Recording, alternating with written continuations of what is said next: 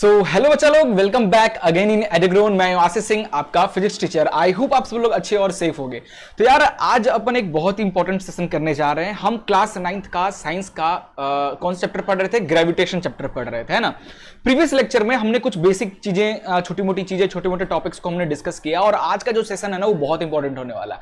क्यों? क्योंकि आज इस चैप्टर का सबसे मेन पार्ट पढ़ने जा रहे हैं। जी हाँ, आज के सेशन में हम यूनिवर्सल लॉ ऑफ ग्रेविटेशन को पढ़ने वाले हैं, उसके फॉर्मूला देखने वाले हैं और हाँ, साथ ही साथ मैं डेरिवेशन भी बताने वाला हूं। ठीक है, कैपिलर्स ने किस तरीके से कैपिलर्स के जो थ्योरम्स थे, है ना, उनकी हेल्प से किस तरीके से न्यूटन ने ग्रेविटेशनल का जो फॉर्मूला, यूनिवर्सल ग्रेविटेशनल लॉ किस तरीके से बनाया, इसका डेरिवेशन भी देखने वाले हैं। इसलिए मैं बोल रहा हूं ये सेशन बहुत इंपॉर्टेंट होने वाला है।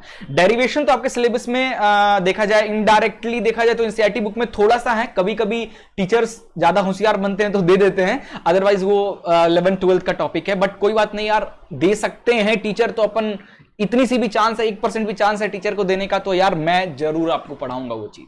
ठीक है, तो लेट नहीं करते हैं, चलते हैं कंप्यूटर स्क्रीन पे और आज के सेशन को स्टार्ट करते हैं। बट एक छोटी सी रिक्वेस्ट है, चैनल पे नए हो चैनल को सब्सक्राइब, वीडियो को लाइक और शेयर जरूर करना अगर वीडियो पसंद आए तो। चलिए शुरू करते हैं।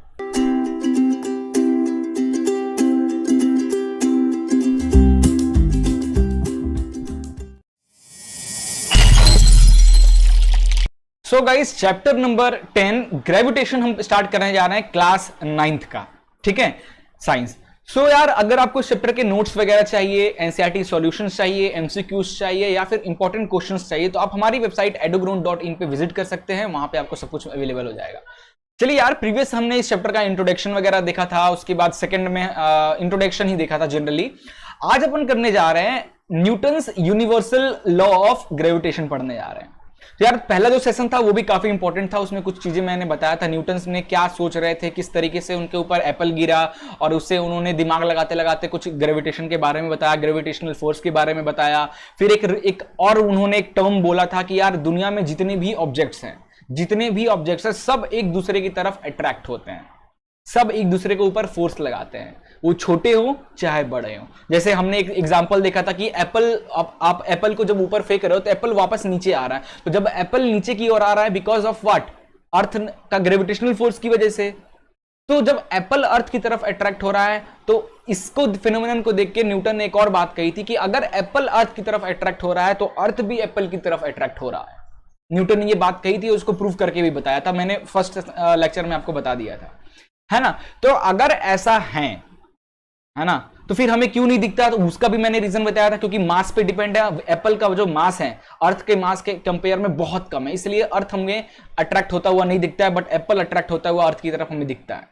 तो यार उसी कॉन्सेप्ट को लेकर न्यूटन थोड़ा सा और एक स्टेप आगे चलते हैं और उन्होंने यूनिवर्सल लॉ ऑफ ग्रेविटेशन दे दिया, जो कि था हमारा F = G m/m/d²। अपन देखते हैं इस फॉर्मूले को एकदम बारीकी, एकदम अच्छी तरीके से। ठीक है, सो यार अकॉर्डिंग टू न्यूटन के जो प्रीवियस कॉन्सेप्ट थे, प्रीवियस जो स्टेटमेंट थे, उस स्टेटमेंट के अकॉर्डिंग कि मान लीजिए एक कोई ग्रह है या फिर कोई ऑब्जेक्ट है जिसका मास कैपिटल M है ना। ये चल क्यों नहीं रहा यार? ओके, मान लीजिए कोई ऑब्जेक्ट है, उसका मास कैपिटल M है। ठीक है, और एक और ऑब्जेक्ट है जिसका मास स्मॉल m है। अच्छा, इसको मैं थोड़ा सा और अलग तरीके से समझाता हूं। ओके, अब ध्यान से देखना, अब मैं पूरा बना के बताने वाला हूं। मान लीजिए एक ऑब्जेक्ट है जिसका मास कैपिटल M है, एक और ऑब्जेक्ट है जिसका मास स्मॉल m है। According to Newton previous concept कि यार दुनिया में जितने भी ऑब्जेक्ट है वो एक दूसरे की तरफ अट्रैक्ट करते हैं। तो यार ये जो स्मॉल वाला मास है वो इस तरफ अट्रैक्ट हो रहा होगा बिकॉज ऑफ इसके ग्रेविटेशनल फोर्स की वजह से। और ठीक है, इसको F1 नाम दे देते हैं या F2 नाम दे देते हैं। और ये जो कैपिटल बड़ा वाला ऑब्जेक्ट है वो छोटे वाले M की तरफ अट्रैक्ट हो रहा होगा, जिसे अपन स्मॉल F1 कह देते हैं। और दोनों का रिजल्टेंट फोर्स क्या हो जाएगा? Resultant force is how much? It is F = what? F1 - F2। यही तो हो जाएगा रिजल्टेंट फोर्स। अब देखो ध्यान से, न्यूटन थर्ड लॉ का क्या कहना है कि every action there is equal and opposite reaction. Newton ने एक और पिछले चैप्टर में बताया था कि every action there is equal and opposite reaction. तो उस थ्योरम को लेकर थोड़ा सा डिस्कशन करके न्यूटन यूनिवर्सल लॉ उन्होंने बनाया और कहा क्या कि जब दो ऑब्जेक्ट होंगे जिनका एक का मास m है या दोनों के मास सेम होंगे या अलग अलग होंगे, इन दैट केस जो फोर्स एक्ट हो रहा होगा, इनके बीच में जो फोर्स एक्ट हो रहा होगा वो डायरेक्टली प्रोपोर्शनल होगा प्रोडक्ट ऑफ देयर मासेस, इन दोनों के मास के प्रोडक्ट के, यानी capital M into small m के डायरेक्टली प्रोपोर्शनल होगा। और दूसरा चीज न्यूटन ये कहते हैं कि इनके बीच का जो डिस्टेंस है, इनके बीच का जो डिस्टेंस है ना, फॉर एग्जांपल d, तो जो फोर्स लग रहा है also directly inversely proportional to their square of distance, उनके डिस्टेंस के स्क्वायर का इनवर्सली प्रोपोर्शनल होगा। फिर जब इस न्यूटन इन दोनों इक्वेशन को जब एक साथ लाते हैं तो ये बन जाता है force is directly proportional to capital M small into small m upon d square. क्योंकि ये फॉर्मूला तो है नहीं, मुझे फॉर्मूला बनाना है तो मुझे इस इक्वलिटी इस प्रोपोर्शनलिटी को इक्वलिटी में कन्वर्ट करना होगा। और जब भी हम किसी प्रोपोर्शनलिटी को इक्वलिटी में कन्वर्ट करते हैं तो एक कांस्टेंट आ जाता है। तो यहां पे मैं उस कांस्टेंट को कैपिटल G से दिखाऊंगा और ये आ जाएगा m into m upon d square. यही तो है हमारा यूनिवर्सल लॉ ऑफ ग्रेविटेशनल का फॉर्मूला। क्लियर है? ये बहुत इंपॉर्टेंट फॉर्मूला है। अच्छा, आप कुछ बच्चों को बड़ा कंफ्यूज होता है, वो भी मैं क्लियर करता हूं। एक फोर्स होता है क्या? एक फोर्स होता है सर मास इंटू एक्सेलरेशन। तो यार ये फोर्स, कभी क्वेश्चन आ गया तो बच्चे लोग कंफ्यूज, सर ये फोर्स मैं निकालूं या ये वाला फोर्स निकालूं? फोर्स का हमारे पास दो फॉर्मूला आ गया सर, अब क्या करूं? तो यार बच्चा लोग देखो, ये फोर्स हम कब यूटिलाइज करते हैं, कब यूज में लेते हैं? जब कोई ऑब्जेक्ट हॉरिजेंटल पाथ पे चलता है, जब कोई ऑब्जेक्ट है ना, जब कोई ऑब्जेक्ट एक हॉरिजेंटल पाथ पे चलता है ना, कार हो, कोई ऑब्जेक्ट हो, कोई भी इस केस में, देन जब हम फोर्स निकालते हैं तो ये वाला फोर्स होता है। इस केस में इस जो बॉडी है उसका मास और ये जिस स्पीड से एक्सेलरेट कर रहा है। बट जब ग्रेविटी की वजह से बॉडी अट्रैक्ट हो रहा है, एक बॉडी दूसरे बॉडी से अट्रैक्ट हो रहा है because of gravitational force, gravitational force की वजह से, इन दैट केस उन दोनों के बीच का जो फोर्स आप निकालोगे उसकी वैल्यू होगी capital G m into m upon d square, where capital M is a mass of first body, small m is a mass of second body, d square is the distance between the object and capital G is a gravitational constant। ठीक है, जिसकी value होती है 6, capital G gravitational constant कहते हैं, जिसकी value होती है 6.67 into 10 power -11 newton metre square पर केजी स्क्वायर। ठीक है, ये हो गया वैल्यू। तो ये यार मैंने आपको इसका एक शॉर्ट तरीके से बता दिया कि what is the formula of universal law of gravitation का, बट अपन इसको और भी डिटेल में प्रूफ करेंगे। यहां पे कुछ इंपॉर्टेंट चीजें आने वाली हैं। चलो ठीक है, ये पहला जो चीजें न्यूटन ने बोला था कि जो फोर्स है वो डायरेक्टली प्रोपोर्शनल होगा प्रोडक्ट ऑफ देयर मासेस, तो ये तो भाई ठीक है, प्रोडक्ट ऑफ, ये कॉन्सेप्ट सही लगता है। बट न्यूटन ने जब सेकंड स्टेटमेंट बोला कि force is inversely proportional to D square, अगर न्यूटन ने ये बोलते कि force is inversely proportional to 1 upon D, तो ये कहीं तक सही होता। बट इन्होंने डी स्क्वायर क्यों कर दिया सर? इनके बीच का जो डिस्टेंस है उसका स्क्वायर क्यों कर दिया? इसके पीछे का क्या लॉजिक है सर? तो वो लॉजिक भी मैं समझाने वाला हूं यार, कैसे न्यूटन के माइंड में आया कि उन्होंने बोल दिया force is inversely proportional to square of their distance between two object, कैसे बोला इसको भी देखेंगे। बट उससे पहले थोड़ा सा आप पेन को कॉपी उठा लो और लिखना चालू करो। मैं कुछ लाइनें दिखा रहा हूं, इंपॉर्टेंट लाइन को बता रहा हूं, उसको आप नोट करते जाओ। ठीक है, so guys, Newton universal law of gravitation. Sir Isaac Newton in 1687 proposed a law about force of attraction between the two objects in the universe, which is known as Newton's law of gravitation. ठीक है, now according to universal law of gravitation क्या कहता है कि every mass in the universe attract every other mass with a force, एक force से attract करता। दुनिया में जितने भी बॉडी हैं, जितने भी मास हैं, मास यानी कोई बॉडी होगा उसका कुछ मास होगा, तो दुनिया में जितने भी मासेस हैं वो एक दूसरे को अट्रैक्ट करते हैं because of force.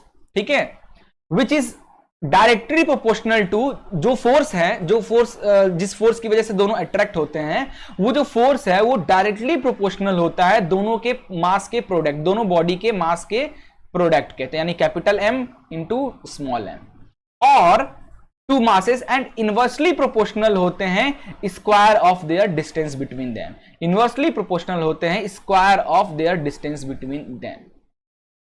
Now according to this universal law of gravitational statement Newton ने यह फॉर्मूला बना के दिया था, F is equal to G capital M into small m upon d square, where capital M is the mass of first body, small m is the mass of second body, d is the distance between the two object, ठीक है, and G is the gravitational constant, where G is the constant and it is known as gravitational constant कहते हैं, जिसकी value होती है कितनी 6.67 into 10 power minus 11 newton metre square पर kg square, unit याद रखना, ठीक है।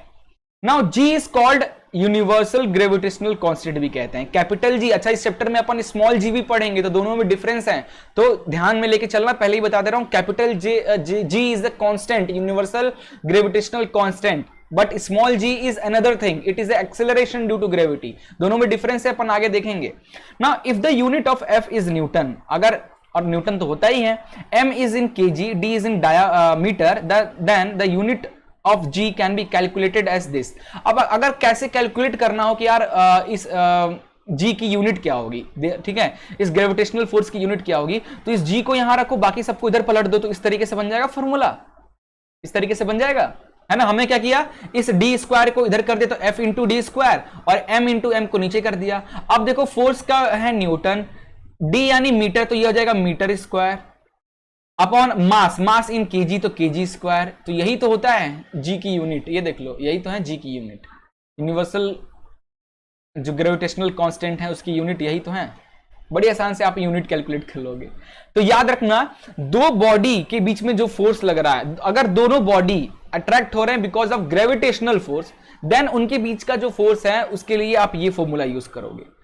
और अगर कोई ऑब्जेक्ट एक किसी प्लेन पाथ पे चल रहा है, नॉर्मली चल रहा, तो उस पे लगने वाला फोर्स बिकॉज ऑफ एक्सीलरेशन, तो और उसके मास, तो उस पे लगने वाला जो फोर्स है उसको अपन F is equal to ma वाले फॉर्मूले से कैलकुलेट करेंगे। तो याद रखना इस चीज को, ठीक है। आगे चलते हैं। अब देखो, how did Newton guess the inverse square rule. Newton ने कैसे गेस कर लिया कि force is inversely proportional to दोनों के बीच के डिस्टेंस का स्क्वायर, ये चीज को कैसे न्यूटन ने गेस किया, ये बहुत इंपॉर्टेंट चीज है।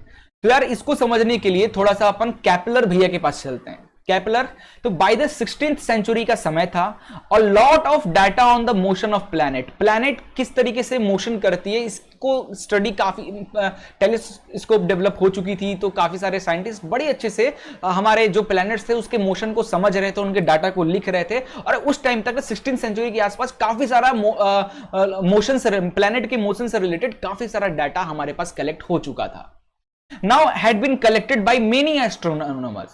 Based on this data, एक जॉन्स कैपलर थे, जो डाटा कलेक्ट किया गया था, उस डाटा को जॉन्स कैपलर ने बड़ी अच्छे से स्टडी किया, और स्टडी करने के बाद उन्होंने 3 लॉ डिराइव किए which govern the motion of planet, जो मोशन ऑफ प्लैनेट को एक्चुअली गवर्न करता है। Now this are called Kepler's law, भी इसे हम कहते हैं, ठीक है। क्या था वो 3 कैपलर्स लॉ, जरा देखते हैं वन बाई वन। तो केपलर ने सबसे पहला लाइन बोला था, the orbit of planet is an ellipse with sun at one of the foci as shown in the figure given below on the figure, O is the position of sun. तो अगर आप इस figure को देखोगे, चलो मैं अलग से बना के दिखाता हूं आपको, है ना, ज्यादा अच्छे से इलिप्स समझते हो, इलिप्स और सर्कल में डिफरेंस क्या है पता हो गया यार, आप लोग तो बहुत बड़े हो गए हो, 10th में आ गए हो। तो देखो सर्कल, ये that is the circle. Circle के केस में क्या होता है, सर्कल केस में बच्चा लोग, ये होता है हमारा फोकाई, दैट इज लोकस या फिर सेंटर ऑफ सर्कल। यहां से आप इधर का डिस्टेंस देखो, ये भी रेडियस कहलाता है, सेम डिस्टेंस, इधर भी सेम डिस्टेंस, और हर तरफ देखोगे तो सेम होगा r। बट जो इलिप्टिकल फॉर्म की, इलिप्ट जिसे हम सर्कल कहते हैं, this is circle path. But ellipse क्या किसे कहते हैं, इलिप्स का कैसा शेप होता है, इलिप्स कुछ इस तरीके का होता है बच्चा लोग, इलिप्स कुछ इस अंडाकार, अंडाकार बोलते हैं, अंडे का, ये कुछ ज्यादा ही मैंने चिपटा कर दिया इसको, तो है ना, अंडे का शेप की तरह, लाइक दिस, है ना। तो ये रहा इसका फोकस, ये हुआ इसका सेंटर पॉइंट। अब अगर देखोगे तो यहां से अगर इधर तक का डिस्टेंस देखोगे और इधर का, इसे अपन मेजर पाथ बोलते हैं, इलिप्स का मेजर पार्ट, ठीक है। तो इलिप्स का ये है मेजर पार्ट, तो इसका डिस्टेंस अलग है। वहीं आप अगर हॉरिजेंटली करोगे तो इलिप्स का जो ये पाथ है जिसे अपन माइनर कहते हैं, माइनर सेक्टर, माइनर पार्ट, ये तो ये दोनों लेंथ अलग। यहां पे सर्कल के केस में कहीं भी देखो हर तरफ रेडियस, लेंथ आपको रेडियस की बराबर मिलेगी, बट इन इलिप्टिकल केस अंडाकार शेप होने की जगह हर पॉइंट पे इसका डिस्टेंस बदलता रहता है। तो एक्चुअल में बच्चा लोग, एक्चुअल में जो हमारे सन, हमारा ये सन है, सन के आसपास हमारे प्लैनेट से जो क्या कर रहे हैं, सन को रिवॉल्व कर रहे हैं, सन को रिवॉल्व कर रहे हैं। हाँ, हमें पता है सन को रिवॉल्व कर रहे हैं ये सब जो प्लैनेट्स हैं।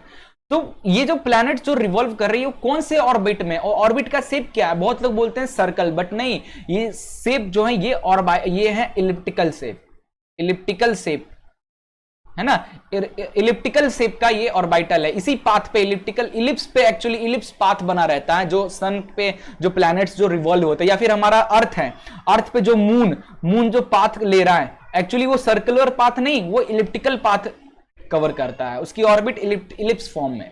ठीक है, तो यार इलिप्स को लेके जब, ठीक है, आप अभी तक इतने जानते थे, तो पहला चीज यही बोले गए थे केपलर्स ने कि ये सर्कल नहीं बल्कि इलिप्टिकल पाथ में प्लैनेट सन को रिवॉल्व करते हैं। केपलर ने पहली बात ये कही थी। ठीक है, नाउ केपलर दूसरी बात क्या कहते हैं कि the line joining the planet and the sun sweep equal area in equal interval of time, thus if the time of travel from A to B in the same as from C to D, then the area of OAB and COD are equal। क्या कहना चाह रहा है, ये देखो, ये यहां पे सेंटर है और मान लीजिए कोई ऑब्जेक्ट यहां D पे था, जो ये ऑब्जेक्ट कुछ देर बाद, मतलब time is equal to T second पे, ये इतना यहां से, ये प्लैनेट यहां से यहां तक गया, तो ये जो एरिया स्वेप्ट किया, ये जो एरिया स्वेप्ट किया, ये जो एरिया ODC जो एरिया होगा ट्राइंगल का, वो इक्वल होगा। अब कहीं और पे, किसी और पाथ पे देख लो, यहां ऑब्जेक्ट है, same time is equal to T पे अगर देखो तो ये प्लैनेट यहां से यहां पहुंच गया होगा, तो इनके बीच का जो एरिया होगा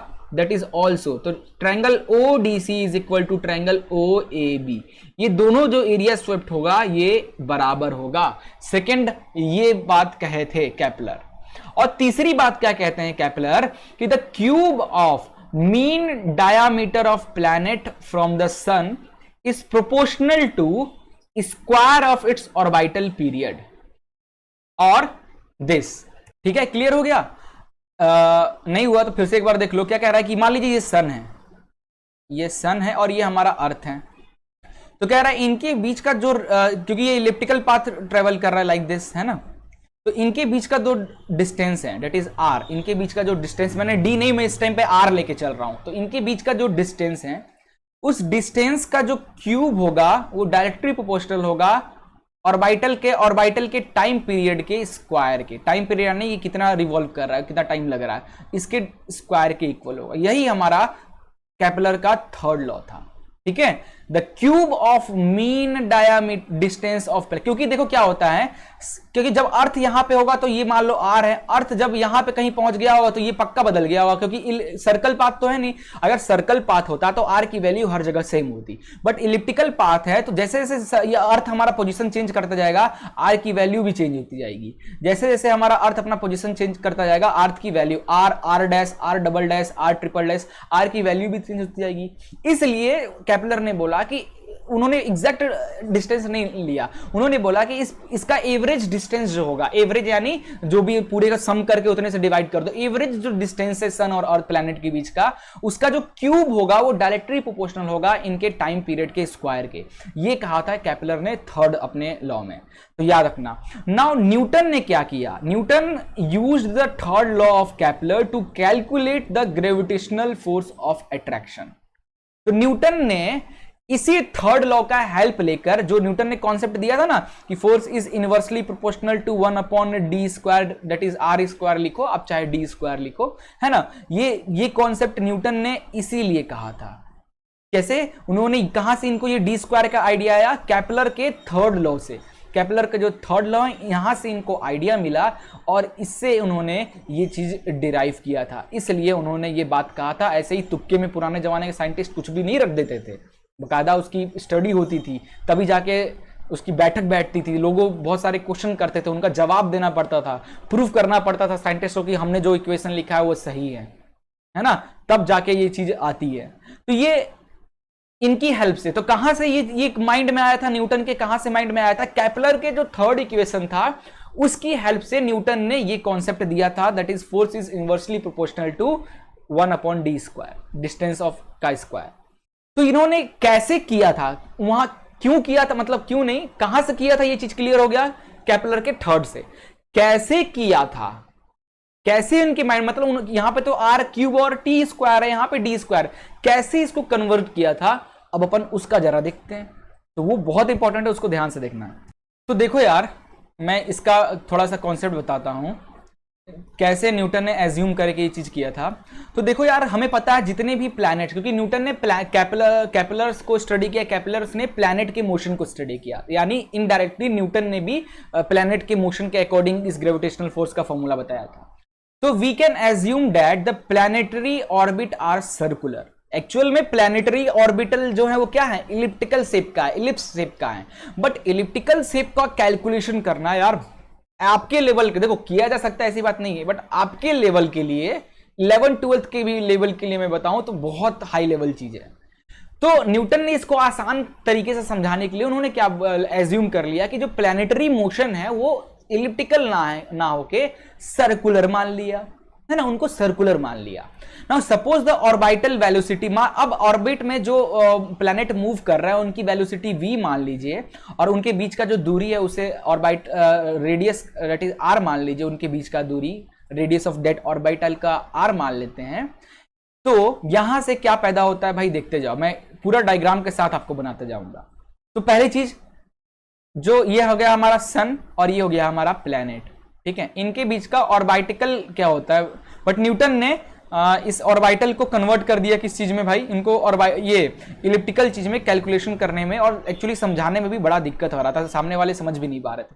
तो इस इलिप्टिकल शेप को इन्होंने एज्यूम कर लिया कि यार जो प्लैनेटरी मोशन है, जो प्लैनेटरी जो मोशन है वो कैसा मोशन है भाई, सर्कुलर पाथ पे है ना। तो इस डायग्राम को इन्होंने कुछ इस तरीके से कन्वर्ट कर दिया सर्कुलर में, दैट इज सन एंड ये अपना प्लैनेट। तो इनके बीच का जो रेडियस हर जगह पे r, क्योंकि यहाँ पे हर जगह का डिस्टेंस चेंज हो रहा था ना, r r dash r double dash r triple dash, तो इन्होंने सर्कुलर पाथ कर लिया। तो अब हर जगह कहीं भी प्लैनेट जाएगा, यहां जाए चाहे प्लैनेट यहां जाए, हर जगह डिस्टेंस r ही होगा।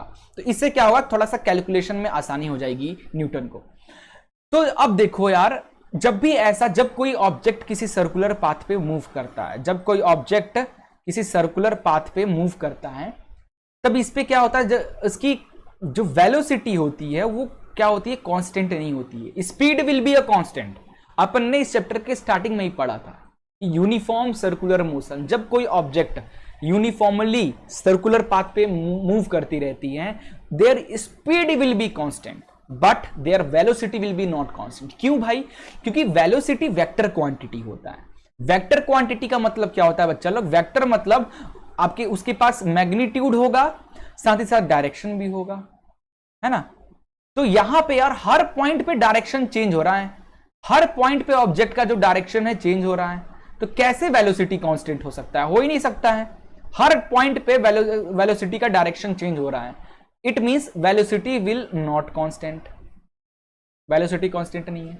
अब इस क्योंकि वेलोसिटी कांस्टेंट नहीं है, वेलोसिटी बार बार बदल रही है बिकॉज ऑफ डायरेक्शन चेंज हो रहा है, इसकी वजह से क्या होता है, और मान लीजिए ये ऑब्जेक्ट यहां का डिस्टेंस ये डिस्टेंस r है, ये r है, और ये वेलोसिटी है, ये वेलोसिटी जो कि हर डायरेक्शन चेंज हो रहा है, इसकी वजह से वेलोसिटी भी बदल रही है। तो बार बार डायरेक्शन चेंज हो रहा है, बार बार वेलोसिटी चेंज हो रहा है, यानी वहां पे कुछ एक्सेलरेशन डेवलप हो रहा है, दैट एक्सेलरेशन डेवलप हो रहा है। और ये जो एक्सेलरेशन है वो कहां, ये सेंटर की ओर लगेगा, ये जो एक्सेलरेशन है वो सेंटर की तरफ लग रहा होगा, और इसकी जो वैल्यू होगी वो होगी v²/r। वेलोसिटी का जो स्क्वायर अपॉन इन दोनों के बीच का जो r है इसके इक्वल होगा, ठीक है। देयरफॉर अब जो बॉडी एक सर्कुलर पाथ पे घूमती रहती है, तो उसको अपने जगह पे बैलेंस बनाने रखने के लिए अंदर की ओर एक फोर्स लगता है, जिसे अपन सेंटर की ओर लग रहा है एक फोर्स, और एक सेंटर से बाहर की ओर लगता है फोर्स। सेंटर की तरफ बाहर सेंट्रीफ्यूगल फोर्स कहते हैं, और सेंटर की ओर अंदर लगने वाले फोर्स को सेंट्रीपीटल फोर्स कहते हैं, है ना। तो इसके according force is directly proportional to acceleration होगा, क्योंकि force is equal to mass into acceleration. तो force is directly proportional to acceleration. Here force is directly proportional to the value of acceleration will be v square upon r. v square upon r is the value of acceleration. So here जो force लग रहा है, जो centripetal force अंदर की ओर लग रहा है, वो डायरेक्टली प्रोपोर्शनल है किसके, वेलोसिटी के स्क्वायर अपॉन दोनों सेंटर से इनके बीच के जो डिस्टेंस है रेडियस के बराबर. ठीक है, अब इसको मैं यहीं पे स्टॉप कर दे रहा हूं. अगला काम, अब क्योंकि ये जो ऑब्जेक्ट है वो सर्कुलर पाथ पे ट्रेवल कर रहा है, तो भाई वो उसकी वेलोसिटी क्या होगी, वेलोसिटी कैलकुलेट कर लेते हैं कि भाई किस वेलोसिटी से ये ऑब्जेक्ट मूव कर रही होगी. तो वेलोसिटी का फॉर्मूला क्या हो जाएगा, velocity is how much, velocity is what, displacement upon time. ये हो जाएगा ना. What is the displacement of that object, ये जो पाथ, सर्कुलर पाथ पे जो मूव कर रहा है, यही तो इसका डिस्प्लेसमेंट होगा, है ना. और सर्कल का ये लेंथ को क्या कहते हैं, सरकमफ्रेंस कहते हैं, जिसकी वैल्यू क्या होती है बच्चा लोग, 2 पाई आर. और अपॉन टाइम, तो टाइम पीरियड टी. क्लियर हो गया ये चीज. तो यहां से अगर मैं बस रिलेशन बनाऊं तो v इज डायरेक्टली प्रोपोर्शनल. 2 पाई क्या है, 2 पाई नंबर है, नंबर इज अ कांस्टेंट, तो डायरेक्टली प्रोपोर्शनल है जो वेलोसिटी है किसके डायरेक्टली, रेडियस अपॉन टी के डायरेक्टली प्रोपोर्शनल है. अगर मैं इनका स्क्वायर कर दूं तो इधर v square is directly proportional to r square upon T square. ये हो जाएगा, ऑफ कोर्स हो जाएगा सर, इसमें कौन सी बड़ी बात है. नाउ अब बताओ, जो केपलर ने अपना जो थर्ड इक्वेशन कहा था, क्या कहा था भाई, कि यार जो रेडियस है उसका जो क्यूब है वो डायरेक्टली प्रोपोर्शनल है किसके, टाइम पीरियड के स्क्वायर का. तो अगर मैं इस इक्वलिटी को इस प्रोपोर्शनलिटी को इक्वलिटी में चेंज करूंगा तो ये r cube is equal to K T square हो जाएगा. जब भी हम किसी प्रोपोर्शनलिटी को इक्वलिटी में चेंज करते हैं तब एक कांस्टेंट r रखना पड़ता है हमें. Here the constant is k. तो अब हमारा ये बन चुका है फॉर्मूला, है ना. यहां से क्या हो जाएगा भाई, t की वैल्यू क्या, टी स्क्वायर की वैल्यू क्या हो जाएगी, टी स्क्वायर की वैल्यू हो जाएगी that is r cube upon k. r cube upon k हो जाएगी. अब इस चीज को यहां पे पुट कर दो, तो यहां पे पुट कर देंगे तो क्या हो जाएगा, v square is directly proportional to r square. T square की जगह हमें r क्यूब अपॉन क्यूब, तो r क्यूब यहां k ऊपर चला जाएगा तो इंटू k, है ना. क्योंकि k क्या है, k इज अ कांस्टेंट, उसकी वैल्यू तो कभी चेंज नहीं होगी. तो so can be directly write कि v velocity square is directly proportional to r square upon r cube. हो सकता है, ऑफ कोर्स हो सकता है. तो यहां से r स्क्वायर और ये क्यूब कट जाएगा, तो यहां से आपको क्या आ जाएगा कि velocity square is directly proportional to 1 upon r. और इसको, ठीक है, यहां के बाद यहां पे हम आ गए, इसको अगर हम इस इक्वेशन में पुट करें ये वाले में, तो force is directly proportional to v square की जगह पे 1 अपॉन r रख देंगे तो 1 अपॉन r स्क्वायर हो जाएगा. यहीं से तो आया न्यूटन के माइंड में कि दोनों, और r क्या है यहाँ, here r is what, distance between sun and planet के बीच का जो डिस्टेंस है वही है ना r. तो यहां से एक्चुअली न्यूटन के माइंड में आया that force is inversely proportional to square of their distance between two object. यहीं से न्यूटन के माइंड में आया. अच्छा, कहीं पे मैं d लिख के काम कर, d स्क्वायर लिख रहा हूं, कहीं पे r स्क्वायर लिख रहा हूं, तो कंफ्यूज मत होना, दोनों एक ही चीज है. ठीक है, दोनों एक ही चीज है. d for distance, here r according r is also a distance between two object. ठीक है, तो कंफ्यूज नहीं होना है.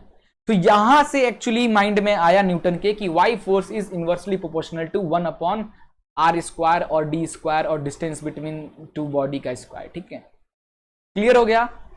तो अब जब न्यूटन ने जब ये चीज बताई दिया, न्यूटन ने पहली चीज तो भाई force is inversely proportional to capital M into small m, और सेकंड चीज न्यूटन ने बताई दिया कि क्यों 1 अपॉन r स्क्वायर के होगा. इन दोनों को जोड़ा जाए तो force is directly proportional to m into small m upon r square. अगर इस प्रोपोर्शनलिटी को इक्वलिटी में कन्वर्ट करेंगे तो f is equal to what, एक कांस्टेंट आ जाएगा g m into m upon r square, है ना. यही तो है हमारा यूनिवर्सल लॉ ऑफ ग्रेविटेशन का फॉर्मूला, यही तो है. ठीक है, आई होप आपको ये चीज अच्छे से समझ में आ गया होगा. नाउ आगे कुछ और इंपॉर्टेंट चीजें डिस्कस करने वाले हैं हम इस वीडियो में. Relation between Newton third law of motion और न्यूटन लॉ ऑफ ग्रेविटेशन, इनके बीच का रिलेशन क्या है जरा इसे देखते हैं. तो न्यूटन थर्ड लॉ क्या कहता है बच्चा लोग, every action there is equal and opposite reaction. ठीक है। तो अगर ये एक सन है और ये हमारा अर्थ है, तो अगर सन अर्थ को अट्रैक्ट कर रहा है, एक्शन कर रहा है, तो भाई इधर रिएक्शन भी मिलेगा। और ये जो एक्शन रिएक्शन हो रहा है वो ग्रेविटेशनल फोर्स की वजह से हो रहा है। सो देयर फोर्स की जो वैल्यू होगी वो कितनी होगी, that is G M into capital M small M upon दोनों के बीच का डिस्टेंस जो है इन दोनों के बीच का आर, उसके स्क्वायर। क्लियर है। तो न्यूटन थर्ड लॉ के अकॉर्डिंग दोनों पे भाई फोर्स अट्रैक्ट हो रहा है, तो दोनों एक दूसरे की तरफ अट्रैक्ट हो रहे हैं। बट दोनों एक दूसरे की तरफ अट्रैक्ट हो रहे हैं, बट कौन ज्यादा अट्रैक्ट कर रहा है ये डिपेंड करता है बॉडी के मास पे। ठीक है, बॉडी के मास पे डिपेंड करता है कि कौन कितना एक्सेलरेट करेगा। So according to Newton third law of motion, every object exerts equal and opposite force on other object but in opposite direction. देख लो, सन का डायरेक्शन, सन अट्रैक्ट कर रहा है दिस और अर्थ अट्रैक्ट कर रहा है this, direction will B equal. अगर ये 10 न्यूटन है तो ये भी 10 न्यूटन होगा, but their direction will be in opposite. ठीक है। Now according to Newton law of gravitation क्या होता है कि every mass in the universe attract the every other mass. दुनिया में जितने भी मास हैं, लाइक ये मोबाइल, ये भी एक मास है, ये चश्मा भी एक मास है, ये दोनों एक दूसरे को अट्रैक्ट कर रहे होंगे, है ना। दोनों एक दूसरे को अट्रैक्ट, क्यों ये दोनों कोलैप्स क्यों नहीं हो जा रहे हैं, कोलैप्स दोनों आपस में क्यों नहीं हो जा रहे, क्यों इसलिए नहीं हो रहे, क्योंकि दोनों में से दोनों के मास का कंपैरिजन करें तो there will be a lot of difference between their masses, है ना। और इन पे दोनों सेंटर की ओर फोर्स तो लग रहा है, साथ ही साथ एक सेंट्रीफ्यूगल बाहर की तरफ तो भी तो फोर्स लग रहा है। तो वही जो फोर्स है दोनों बैलेंस्ड है, इसीलिए कोलैप्स नहीं हो रहा, अदरवाइज कोलैप्स हो जाते हैं, है ना। आगे चलते हैं। In case of free falling stone, जब कोई स्टोन ऊपर से नीचे की तरफ गिरता रहता है फ्री फॉलिंग केस में, and earth stone is attracted towards earth, means earth attract the stone also, but according to Newton third law of motion the stone should also attract the earth. Yes, stone भी, जैसे ये अर्थ है, अर्थ पे ये अपने stone क्या हो रहा है, नीचे की तरफ आ रहा है, यानी क्या अर्थ जो है स्टोन को अट्रैक्ट कर रहा है, but according to Newton third law stone भी अर्थ को अट्रैक्ट कर रहा होगा, बिकॉज और ये एक्शन हो रहा है तो इसका रिएक्शन भी हो रहा होगा, है ना। Now it is true that stone also attract the earth with the same force F is equal to ma, but due to a very less mass of stone the acceleration in its velocity is 9.8 metre per second square. अभी आगे discuss करेंगे 9.8 कहाँ क्या है भाई, ये acceleration due to gravity है। Gravity की वजह से जो बॉडी में एक्सेलरेशन होता है ना, उसकी वैल्यू है, स्मॉल g की वैल्यू है, it is 9.8 metre per second square. ये भी अगर ये इस पाथ पे चल रहा है तो एक्सेलरेशन कहेंगे, फ्री फॉलिंग हो रहा है तो जी कहेंगे, बिकॉज ग्रेविटी, फ्री फॉलिंग हर चीज ग्रेविटी के प्रेजेंट में होता है। Now acceleration of earth towards the stone इतना which is negligible and we can not feel it. ठीक है, अब स्टोन और अर्थ की बात करें, there will be a lot of difference between their masses, so acceleration will, क्योंकि हम देखें कि force is equal to what, mass into acceleration, तो force upon mass is equal to acceleration. Here acceleration is inversely proportional to mass. If mass will be very low then acceleration will be high, है ना। If acceleration is very low then mass will be high. ठीक है, तो जिसका object का मास ज्यादा होगा वो कम एक्सेलरेट करेगा, जिसका मास कम होगा वो ज्यादा एक्सेलरेट करेगा। तो स्टोन ज्यादा एक्सेलरेट करके नीचे की तरफ आ रहा है, रीजन व्हाट, उसका मास कम है। हमारा अर्थ भी अट्रैक्ट हो रहा है, बहुत माइन्यूट अट्रैक्ट हो रहा है, but as compare to stone negligible हो रहा है, मास बहुत डिफरेंस है। हमारे अर्थ का बहुत ज्यादा मास है जिसकी वजह से बहुत कम एक्सेलरेट हो रहा है, जो कि हमें दिखता ही नहीं, नेग्लिजिबल बोल देते हैं अपन, लाइक दैट, है ना। चलिए आगे है importance of universal law of gravitation का क्या इंपॉर्टेंस क्या है सर, ये अपन क्यों पढ़ रहे हैं ये लॉ। तो सबसे पहले the force that bind us to earth, अपने हमें अर्थ से अपन चिपक के हैं, अगर अर्थ से ग्रेविटेशनल फोर्स हटा दो ना तो अपन उड़ने लग जाएंगे। तो यार अपन अर्थ पे सर्वाइव कर पा रहे हैं बिकॉज ऑफ ग्रेविटेशनल फोर्स। ठीक है, the motion of moon around the earth, अपना जो मून है अपने आसपास घूम रहा है ना, बिकॉज ऑफ ग्रेविटेशनल फोर्स। जहां ग्रेविटेशनल फोर्स हमारे अर्थ का खत्म हुआ तो हम तो उड़ नहीं लगेंगे, हमारा मून भी किसी दूसरे गैलेक्सी में चला जाएगा और हम भी पता चला कि किसी दूसरे गैलेक्सी में मिले, थैनोस के गैलेक्सी में पहुंच जाए, है ना। आगे the motion of earth around the sun, अब भाई अगर ग्रेविटेशनल फोर्स अर्थ का भी नहीं रहा तो फिर वो तो जाके कोलैप्स ही हो जाता। मान लो, एक्चुअली कोलैप्स वाला सिस्टम भी थोड़ा सा देख लो, क्या समझाना चाह रहा हूं। मान लो ये सन है, ये सन क्या कर रहा है, ये इसका ग्रेविटेशनल फोर्स है, और यहां पे भैया हमारा आ गया अर्थ, ये हमारा अर्थ आ गया। अब भाई इसकी भी ग्रेविटेशनल फोर्स है, इस डायरेक्शन में भी और इस डायरेक्शन में भी, उसी तरीके से हमारा जो ये है इस डायरेक्शन में भी इसकी भी है। अब ये सन क्या कर रहा है, इस अर्थ को अपने तरफ अट्रैक्ट कर रहा है ना। अगर अट्रैक्ट कर रहा है, और जो अर्थ के ऊपर एक सेंट्रीफ्यूगल फोर्स भी लग रहा है, सेंट्रीफ्यूगल जो बाहर की तरफ लग रहा है, और सन की तरफ लगने वाले फोर्स को सेंट्रीपिटल कहेंगे, सेंटर की तरफ लग रहा है ना। तो अगर ये दोनों force, if F centripetal force is equal to centrifugal force, then आपका अब बैलेंस है, देन बैलेंस, अपन बैलेंसिंग फोर्स पढ़े। अगर बॉडी मूव कर रही है, एक दूसरे की तरफ जा रही है, यानी अनबैलेंस फोर्स लग रहा है। बॉडी अपनी ही जगह पे है, बस पाथ ट्रेवल कर रही है, प्लेस उसका वही है, इट मींस देयर उस पर एक बैलेंस फोर्स लग रहा है, ठीक है। ये दोनों इक्वल हैं, अंदर लगने वाला, सन की तरफ लगने वाला फोर्स अर्थ से, और अर्थ से बाहर लगने वाला फोर्स, दोनों इक्वल है, तभी अर्थ अपने हो पा रहा है। अगर बाय डिफॉल्ट आपका सेंट्रीफ्यूगल फोर्स अगर कम हो जाता है सेंट्रीपिटल फोर्स से, तो आपकी जो अर्थ है ये सन के अंदर कोलैप्स कर जाएगी, ठीक है। अर्थ का ग्रेविटेशनल फोर्स कम हुआ तो ये 100% सन से जाके कोलैप्स हो जाएगी, तो इस चीज का ध्यान में रखना। सो यार, आई होप कंप्लीट हो गया होगा, आपको ये टॉपिक काफी समझ में आ गया होगा। मिलते हैं नेक्स्ट वीडियो में एक नए टॉपिक के साथ, तब तक के लिए goodbye and take care.